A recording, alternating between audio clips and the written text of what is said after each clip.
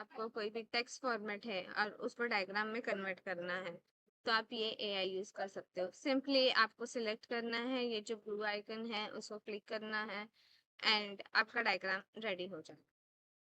अभी आपको कहाँ कहाँ यूज हो सकता है, फॉर एग्जांपल आपके पास, आपको पढ़ना है एंड कुछ भी लाइक आपको याद करने में प्रॉब्लम आ रहा है, तो उसको आप ऐसे डायग्राम में कन्वर्ट कर सकते हो, तो मेमोरी के लिए इजी होता है। अभी इसमें बहुत सारे ऑप्शंस होते हैं,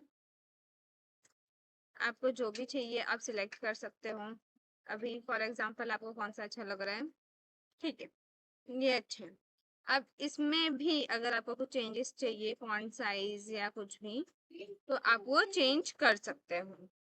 तो आई होप आपको ये एआई यूजफुल होगा। ये एआई का नाम है नैपकिन एआई। आपको मैं शो कर सकती हूँ नैपकिन एआई कैसे दिखता है।